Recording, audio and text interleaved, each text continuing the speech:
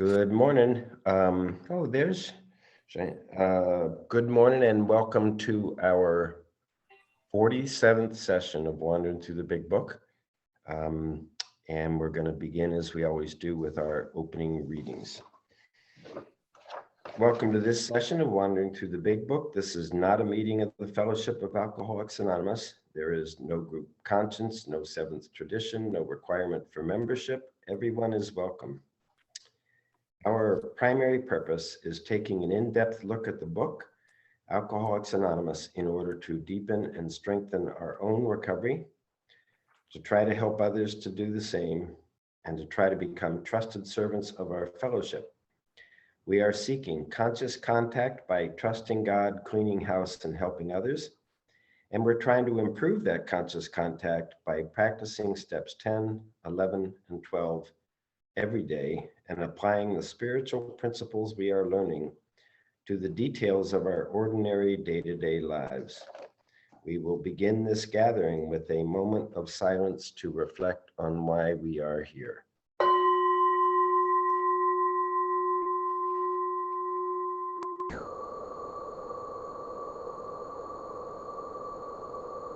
And then here are some readings adapted from the Big Book. Amy, if you do number 1.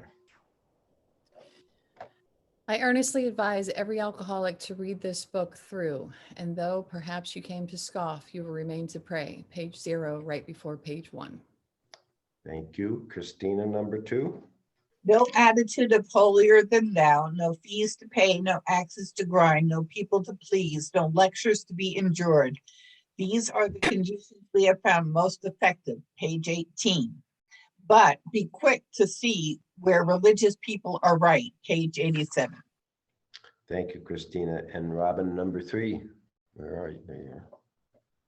Good morning, Robin Alcoholic. Number 3, if you are as seriously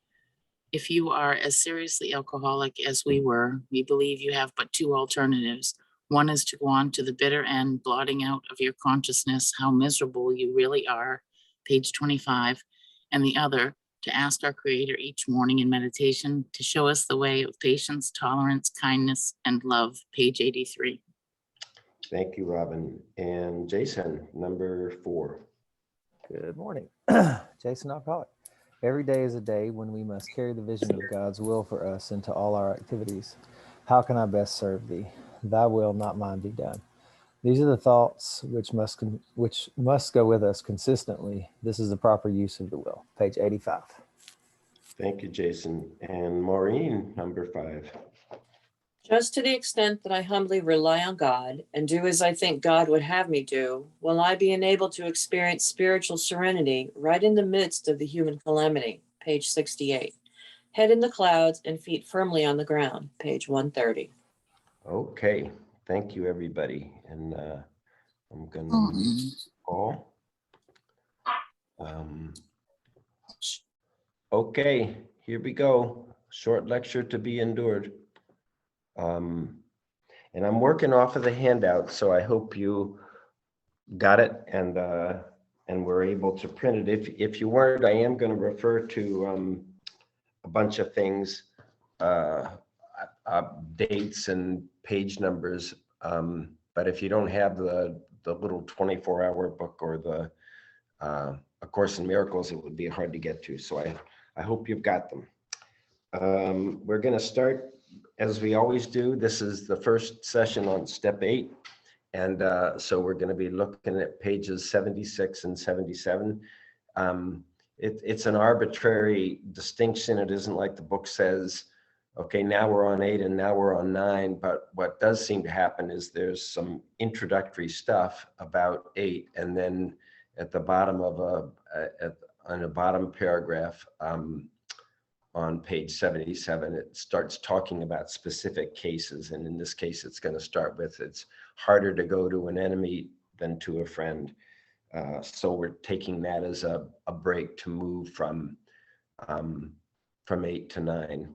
So I'm going to be reading through the page 76 and page 77 of the book for starters.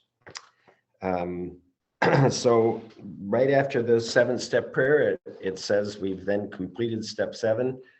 I don't know about completed. I mean, I think step 7, I feel like I'm doing it all the time in terms of becoming aware of experiences that I don't know if enjoy is the right word, but that I pray for the removal and the asking of redirection. I just don't feel, at least for me, that this is 4 through 9 is a kind of a circular process that we go through lots and lots. So I'm objecting to the word completed. Now we need more action, without which we find faith without works is dead. So this is one of the very few phrases that's in the book 3 times in the first 164 pages. And you may have heard that in Akron, they were thinking about calling their little fellowship the James Gang, because it's a quote from James, faith without works is dead. And it's something that they said to each other a lot. And it's very similar to us saying head in the clouds, but feet on the ground. That's where our fellow travelers are. That's where our work is to be done. So it's one of the things I really love about our fellowship, our process, the steps, is that this is not a matter of retreating from the world. This is developing our faith, which you can take to mean anything you want. For me, it's come down recently to the idea that the book is not a lie.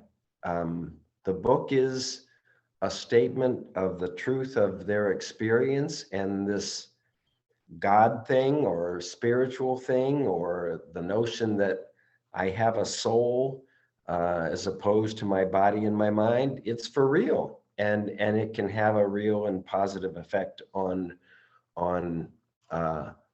my life. But what the book keeps saying is faith is great. You know, we spend a lot of time trying to develop faith in the truth of our lives, but if we don't manifest it, if we don't put it into action, it's just mental fluff. So it's a good, at least for me, it's a very good reminder that understanding is not enough. It's understanding into action, and that action for me shows up in the show me the way of patience, tolerance, kindness, and love. That's where we read it, and that's where I get to participate in the world and try to match the calamity with serenity. I just love that idea. It's not that the calamity is going to stop. It's not that people are not going to keep doing selfish, difficult, painful things to each other and to themselves very often, but that somehow, because I've got I'm going to say spiritual perspective, I don't know what that means, that I'm let's put it this way, because that I'm more aware that in addition to my body and my mind, I have a spiritual soul or a spiritual component, and that changes my perspective on my body and my mind. If I'm first of all, the spirit has a much longer lifespan than the body and mind. I mean, I don't know what it is. I surely don't. It's way above my pay grade, but the soul, according to a number of things I've read, the soul has a much longer point of view than my body and my mind.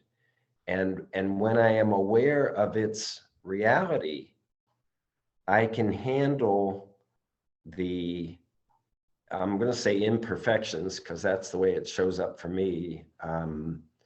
I can handle the shortcomings without anger, without fear, without remorse. I'm freer to participate in my life and your life without it being colored by all these feelings that I hold within. And the major thing about amends is that we're going inside. This is totally an inside job.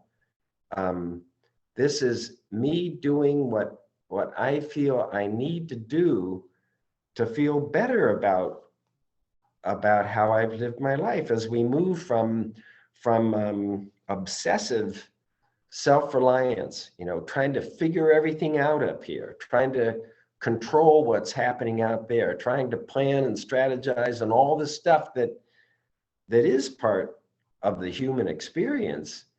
But then I hit these areas where I don't feel good about how I interacted with somebody or something, or in some kind of way. And this stuff goes way back, obviously.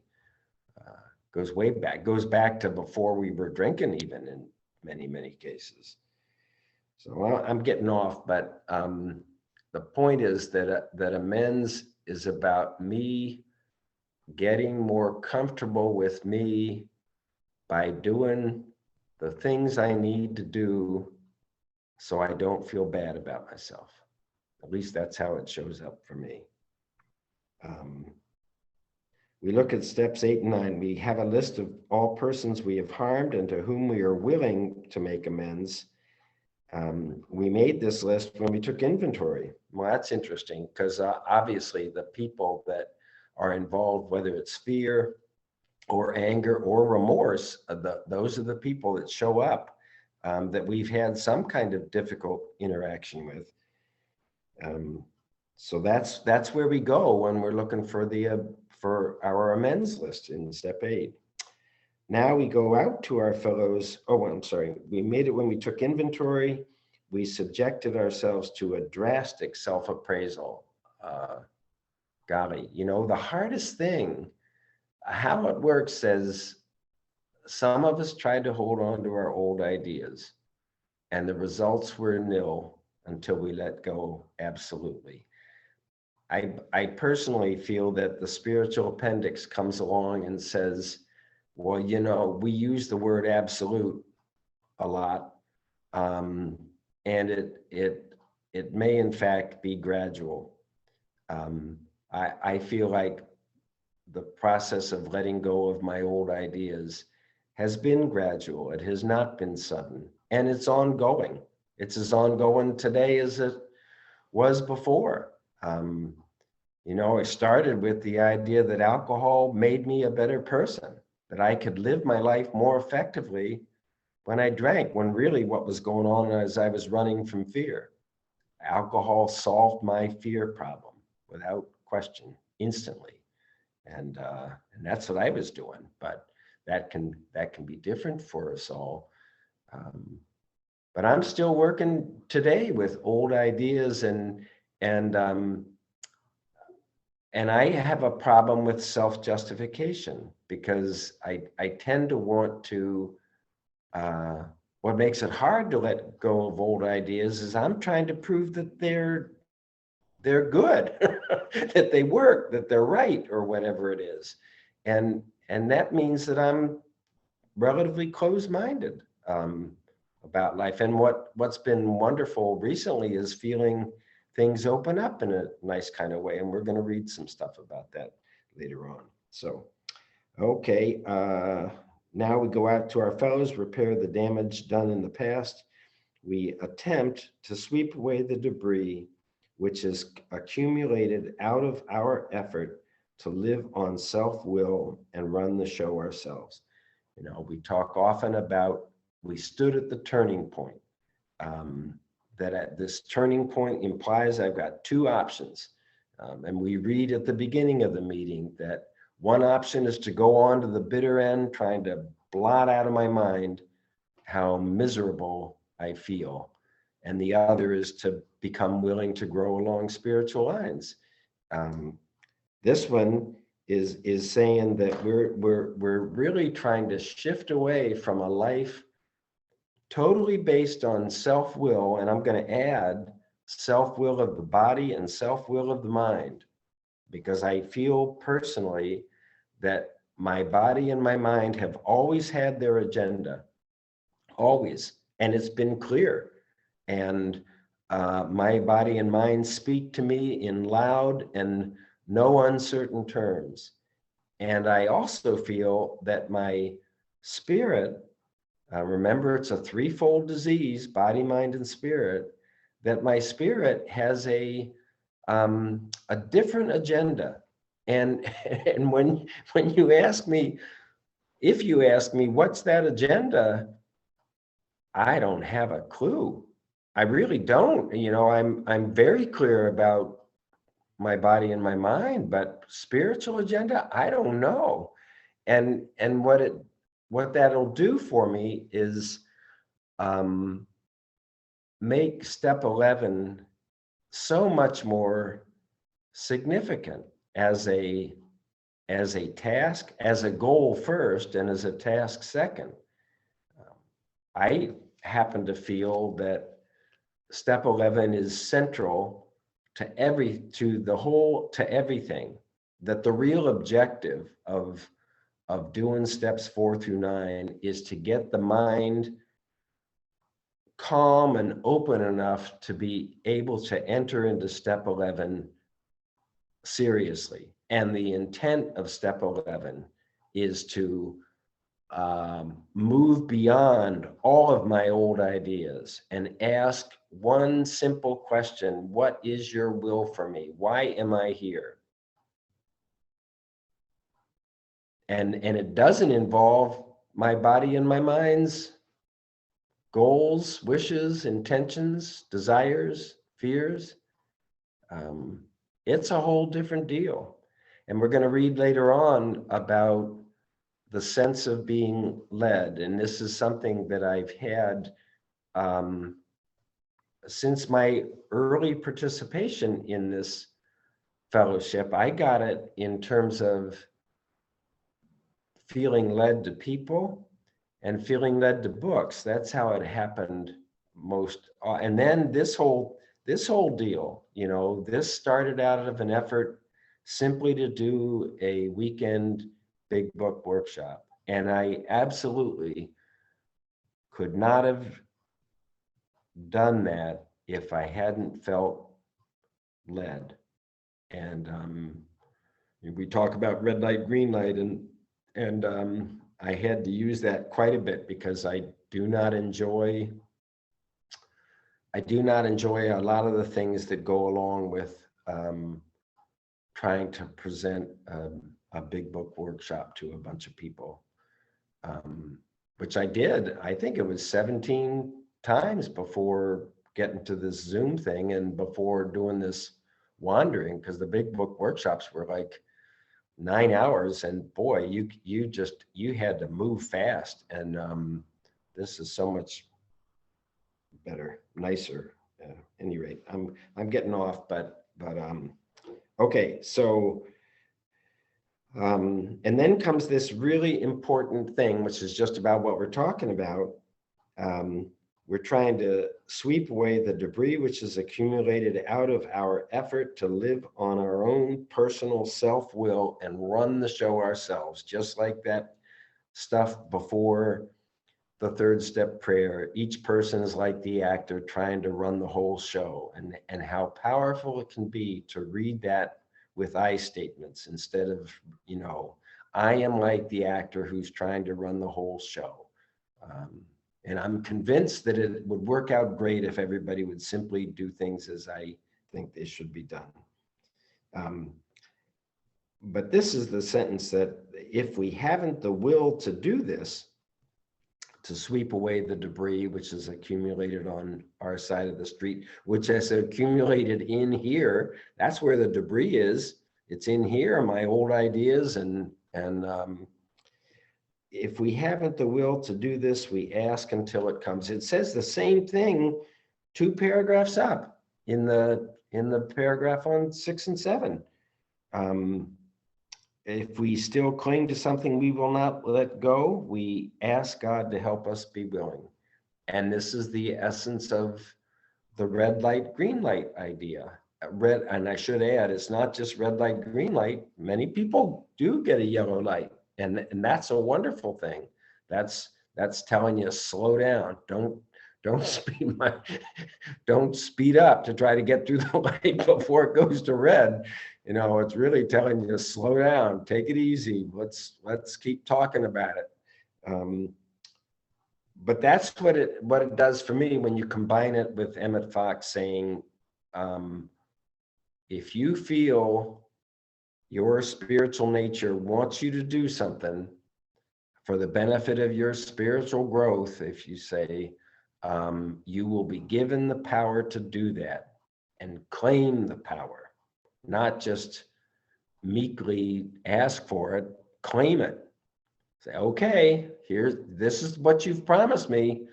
If you want me to do this, if you want me to behave in this way, if you want me to say things to this person or whatever, you got to give me or if you want me to say no.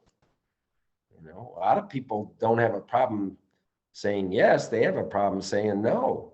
Red light, green light. Should I say yes? Red light. Okay, then you give me the power to say no. Okay, remember it was agreed at the beginning we would go to any lengths for victory over alcohol. I didn't hit this a lot personally because I shouldn't say all I had to do.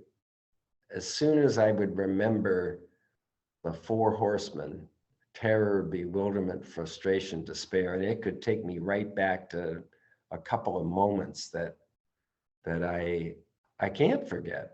And when I compare the way I feel today to terror, bewilderment, frustration, and despair, it motivates me big time. You know, the big thing about step 10 is it says, don't stop, don't rest on your laurels, don't quit. You know, we don't get to do that in this thing. But it is, if you're trying to work with somebody else, I don't think, I have yet to hear anybody describe a relationship with, you know, a sponsor-sponsee relationship where you don't hit major resistance in a person. And this is a technique for trying to come over this major resistance that, remember, you know, we talked about this, it's going to get tough.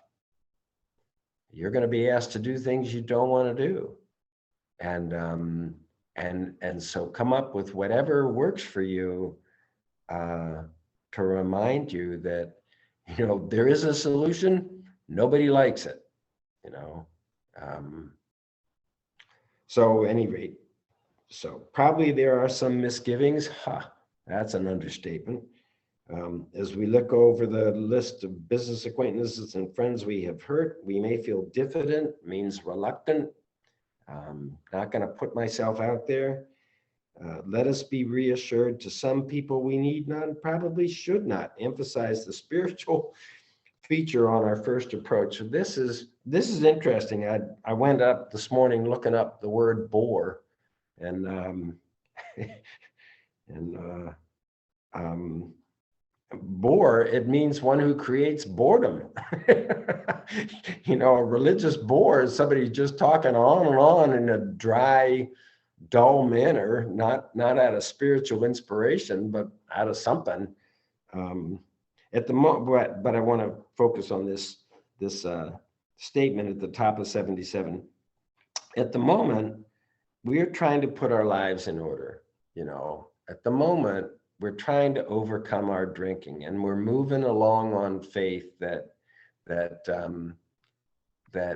making amends and feeling better about our prior behaviors will allow us to be open to the leadings of the Spirit, if you want to say. Leadings, Leadings. So, but at the moment, you know, we're just trying to get sober. We're just trying to stay sober. And then it says this amazing statement that nobody pointed out to me when they were talking about making a step 3 decision, a third step decision to go through steps 4 through 9. Our real purpose, our primary purpose is to fit ourselves to be of maximum service to God and the people about us. Huh. My primary purpose has always been to try to have a good time. That's all I've wanted, is to have a good time and enjoy the experience. I don't like, my real purpose is to fit myself to have a maximum good time. Feel good about me. And this is saying my real purpose is to fit myself to be of maximum service to God and the people about me. This is why I'm just thoroughly enjoying reading St. Ignatius and these spiritual exercises, and him saying your primary purpose is to love, honor, and serve your Creator, period. Well, he says thereby save your soul, but to me that means thereby do what you came to the planet to do. And this comes right out of the Oxford groups. We don't talk a lot about the Oxford groups, but their history and Frank Buckman, the whole thing. We'll get to it later on. It shows up in this study guide. But well, we talked before. That this is what Bill Wilson's genius was putting together. He stood at the intersection of three different pieces of information that and none of them knew about the others. So the physical part was Silkworth saying, you people are different. Your bodies react to alcohol different than the average temperate drinker. You can't afford to take the first drink, because after that, you got no choice. And then Carl Jung saying, the second piece was the mental piece. Carl Jung saying, I have never seen an alcoholic with a mind like yours recover. Ouch. I have never seen an alcoholic with a mind like yours, not a body. He doesn't know about this allergy thing of Carl Jung, of Dr. Silkworth. And even though these conversations are happening at the same time in the early 30s, which was also probably the peak of the Oxford groups, which are the third component. The Oxford groups had this 6-step process for bringing someone to a spiritual experience. And the Oxford group promise was that what we get on page 164, if you will see to it that your relationship with God is right, you're going to have a great life and you're going to do good things, and the world will be a better place for your being here. That's the spiritual part of our program, and they had this. The only reason Bill got a crack at this was that Roland Hazard knew from the Oxford groups that he had to go find somebody to take this to. He took it to Ebby, and then Ebby, the same thing. What is Ebby? He's 2 months sober, I think. And he takes it to Bill. And that's because of the Oxford groups and the way this process and teaching moved through the Oxford groups. All right, let's see. Then there's this thing about leading with the chin, Go ahead. I'm talking about having a relationship with God, and go ahead, knock me off my high horse or whatever. But the important thing in that paragraph is the last sentence. He's sure to be impressed with our sincere desire to set right the wrong. It's always true. This is not an intellectual thing. It's not explaining, justifying any of that stuff. It's saying, I'm trying to be a better person, and I feel bad about the way I treated you in this situation, and here's what I'm trying to do about it. And The second part of that in many amends is a twofold question. Are there other ways that I've harmed you that I'm not aware of? And are there other things that you would like to see me do about it that I have not mentioned? That's part two. We may get to that later. Okay. So we don't use this as an excuse for shying away from the subject of God. This is the trickiest part. You know, I mean, hands down, the problem everybody has with AA is God. We've all got a God problem. You know, it shows up somehow or other. The challenge between the human ego and God. So and it's you know how you do this. I don't think you need to mention AA. I don't think you need to mention God. You know, you can really stick to I feel bad about this and I'm trying to do something about it, and leave it at that. But never forget what we're really trying to do is to fit ourselves so that we can improve our relationship with whatever it is and manifest that in our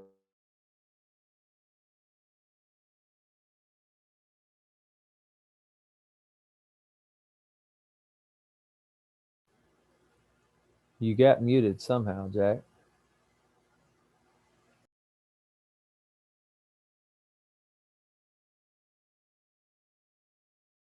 page 3. And it starts with June 8th of the 24-hour book. So if you don't have the handout, but you got your 24-hour book, you could go to June 8th.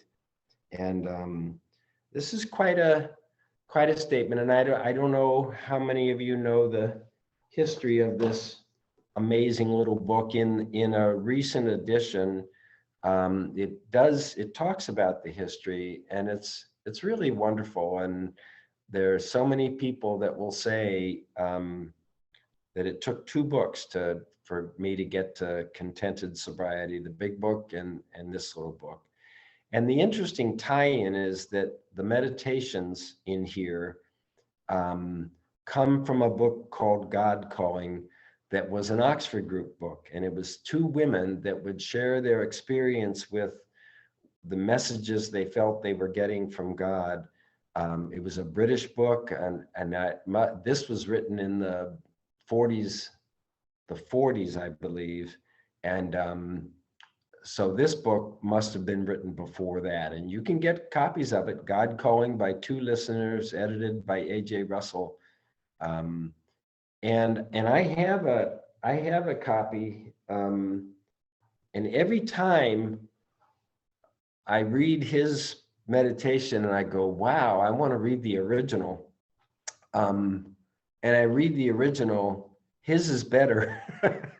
maybe it's because he's an alcoholic. I don't know, but I like his better than the original most of the time. So this is the meditation for June 8th. Your life has been given you mainly for the purpose of training your soul, period. Huh, that's different. This life we live is not so much for the body as for the soul. We often choose the way of life that best suits the body, not the way that best suits the soul. God wants you to choose what suits the soul as well as the body. Accept this belief, and a wonderful molding of character is the result. Reject it. Get this, reject it, and God's purpose for your life is frustrated and your spiritual progress is delayed. Your soul is being trained by the good you choose, and thus the purpose of your life is being accomplished. I think that's what St. Ignatius was saying when he said, love, honor, and serve your Creator, and everything else is going to work out just fine. if you will make that effort. And so there are 3 quotes from our book. The one about deep down in every man, woman, and child. We trust infinite God rather than our finite selves. We are in this world to play the role we've been assigned, not the role we've been assigning ourselves. And finally, in Appendix 2, the spiritual experience, he finally realizes that he has undergone a profound alteration in his reaction to life. This is what we're really trying to do. Change our reaction to life. Remember page 72. We're trying to get a new attitude. We're trying to get a new reaction to our life. We're trying to get a new relationship with our Creator. And we're trying to discover the obstacles in our path. It's a wonderful summary. And you can go to each one of those different and ask that, am I trying to get a new attitude? Am I trying to get a new reaction to my life? Am I trying to establish this relationship with my Creator? And am I trying to discover what's in the way of that? Which of course is going to be different for every one of us. It's not a cookie cutter thing. Anyway,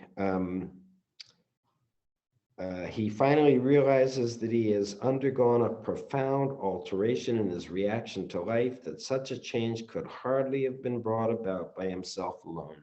Remember last time we were talking about 3 orders of miracles in our process. One is we lose interest in drinking. Liquor doesn't appeal. Second, how did it say that the conviction of the presence of God is the most important fact of our life? That a second level is we understand the God thing is for real. It's not just theoretical. It's not just words in a book. And then the third one is when we feel like we are walking hand in hand with this spirit of the universe on a broad highway. Wow. You know, that's what I want anyway. Okay, so then there's some other selections on the next couple of pages, and I wanted to run through those, although time is it's running. March 21, all is fundamentally well. This does not mean that all is well on the surface of things, but it does mean that God's in his heaven and that God has a purpose for the world. It may not be my purpose for me, but there is a purpose for the world. The end of that, wearing the world as a loose garment, means feeling deeply secure in the fundamental goodness and purpose of the universe. You know, that's a magnificent promise. I can tell you that I have been feeling it lately, but it's been a long time coming. You know, most of the time I seem to live in fear that it is not fundamentally good, and it doesn't. Its fundamental purpose seems to be to suffer. April 27th. This is interesting about distinguishing between the senses of the body and spiritual perception. And it's basically saying, you know, you're not going to get to God through your mind. You're not going to get to God through eyes, ears, nose, tongue, touch. You're going to get to God through your spirit, or in this case, through your soul. And May 5th, I cannot ascertain the spiritual with my intellect. I must think of God more with my heart than with my head. At the bottom of May 5th, I can empty my mind of all the limitations of material things. I can sense the eternal. That's what I was trying to say earlier, that when I'm able to feel my spiritual nature, I feel its eternity. I remember as a young person, I couldn't remember any time when I didn't exist. You know, you're trying to work with this idea that you're born, you know, and you come to consciousness and looking for your earliest memory, but then it's like I couldn't imagine not existing. And I guess I feel today I don't obsess with death. I used to. I mean, you bring up the idea of death and I'd go into a dry mouth panic. You know, wait a minute, hold it. I don't have time. I don't have time for death. I got too much to do or whatever. But now I feel more and more it is a transition. It's not a termination at all. And because I can feel led at certain times, I don't have fear about it. Look down at May 10th. Calmness is constructive of good. Agitation is destructive. This is going to really make a case for this idea of pause, ask, listen, and do, which I keep trying to say is the pause is step 10. Asking and listening is step 11, prayer and meditation. And step 12 is the doing. Let's see. Calmness is constructive of good. Agitation. Calmness is constructive of good. Agitation destructive. I should not rush into action. That means if you get a yellow light, slow down, for goodness sake.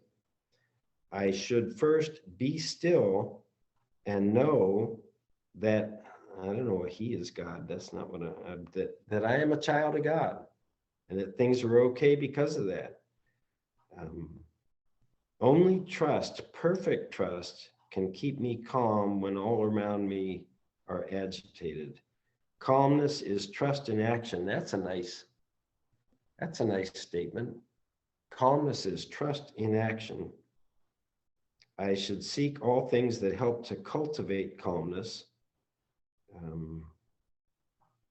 Anyway, and there's a tie into this to that. You'll remember a couple of weeks ago, we were working through the Beatitudes, and the seventh Beatitude was about blessed are the peacemakers, for they are the children of God, or something. They shall be called the children of God. I'm not sure, but and Emmett Fox says that, which is something different than the way I felt. I felt like serenity was the outcome, the indicator of living a spiritual life. But Emmett says, well, serenity is a prerequisite, a prerequisite to live in a spiritual life. That you need serenity if you're really going to enter into step 11, right? That you can't effectively ask and listen in step 11 if you're not starting from a feeling of serenity, that life is okay. I don't have some urgent problem I have to solve before I can communicate with God. All right, so we're gonna, there's some nice things in here. June 5th, June 13th, June 15th, 16th, June 16th, seek God early in the day. You know, as our step 11 says, on awakening. You know, we go right to it. We don't say, well, I'll get to God after I do all this other stuff. June 15th, there is wonder in the feeling of being led by God. And June 13th, the attitude of thy will, not mine be done, leads to clear guidance. You know, it's all the stuff that we're talking about. But I want to move on to A Course in Miracles, just because we're running out of time. And so A Course in Miracles is on pages 6 and 7. And I want to try to get through a little bit of this. So I'm looking at step 8, study guide, step 8, page 6. And the top says, from A Course in Miracles. So these are quotes, and any of you that know, there are 3 sections of A Course in Miracles, what they call a textbook. Then there's what they call the workbook, which has 365 lessons. And then there's a manual for teachers. It came through just like a college course, because when if you're a college instructor, you got a textbook, but then there's also a lab book or a workbook, and then the teacher gets a manual for working with the text and the workbook. I hope you don't find this insulting. First one, you are still convinced that your understanding, your intellectual understanding of whatever, is a powerful contribution to the truth and makes it what it is. And then the second one, into eternity where all is one, there crept a tiny, mad idea at which the Son of God remembered not to laugh. That idea is that I am separate from God. I'm on my own. I'm not a child of God. I got to figure it out. And they say the only problem is that you didn't laugh at that idea. It's why so often people will say, laughter is really a sign of healing. Laughter is when we get over ourselves, when we can laugh at our silliness.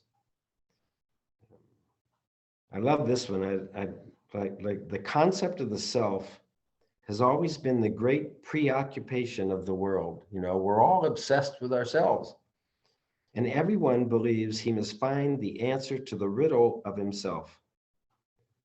And salvation, though, on the other hand, can be seen as nothing more than escape from concepts. I feel like I have escaped from the tyranny of my own mind. And that's a wonderful feeling. When I was a boy, all I wanted to do was escape from my father's tyranny. And you know how it goes. I wound up living all of my life until coming to Alcoholics Anonymous under the tyranny of my very own alcoholic mind. I had to do what my mind told me to do. So let's see. The world can teach no images of you unless you want to learn them. We got to buy into the world's teaching. There will come a time when images have all gone by, and you will see you know not what you are. It is to this unsealed and open mind that spiritual truth returns unhindered and unbound. Where concepts of the self have been laid by is truth revealed exactly as it is. When every concept has been raised to doubt and question and been recognized as made on no assumptions that would stand the light, then truth is left free to enter in its sanctuary, clean and free of guilt. That's our step 4. What we do in step 4 is we're raising all our concepts about what's happened in my life to doubt and question. We put a resentment through four columns of examination, asking ourselves difficult questions. Where am I? Selfish, dishonest, or frightened with regard to the person that I'm resenting in column 1. And what parts of me are reacting negatively to the behaviors of the person in column 1? It's awesome, and yet it's very difficult, and nobody likes doing it. There is no statement that the world is more afraid to hear than this: I do not know the thing I am, and therefore do not know what I am doing, where I am, or how to look upon the world or on myself. I mean, I don't know how you react. I read that and I go, what? where, I'm relying on my mind to put everything in perspective and to tell me what to do, because I'm agnostic and I don't have a higher power, or I can't pause and get to that higher power. Yet in this learning, in this state of mind, where I'm not holding on to any preconceptions about my life, this is where spiritual salvation can take place, when I am empty and open and willing, honest, open, and willing, just like the book says. As usual, we're out of time, and I hope to get a little further, but we'll pick it up next time. I just want to read you this Thomas Merton's prayer, because it's occasionally you'll hear it read at a meeting. Somebody will bring it into a meeting, and it's so if you don't know, Thomas Merton was a monk that lived at Abbey of Gethsemane, I think it was called, in Kentucky. And he developed a interest in Eastern religions and wrote a bunch of books. He's maybe best known for 7-Story Mountain and another one called New Seeds of Contemplation. Really a spiritual giant for a lot of people. So get this. My Lord God, I have no idea where I am going. I do not see the road ahead of me. I cannot know for certain where it will end, nor do I really know myself. And the fact that I think I am following your will does not mean that I'm actually doing so. But I believe that the desire to please you does in fact please you. And I hope that I have that desire in all that I am doing. And I know that if I do this, you will lead me by the right road, although I may know nothing about it. Therefore, will I trust you always, though I may seem to be lost and in the shadow of death. I will not fear, for you are ever with me, and you will never leave me to face my perils alone. So, okay, I'm going to ring this gong and shut off the recording and see if any blue hands go up so we can have some open discussion. Thank you all very much. We may not be meeting next week. I don't know yet, but I will send an email by Friday once I know. Okay, thanks.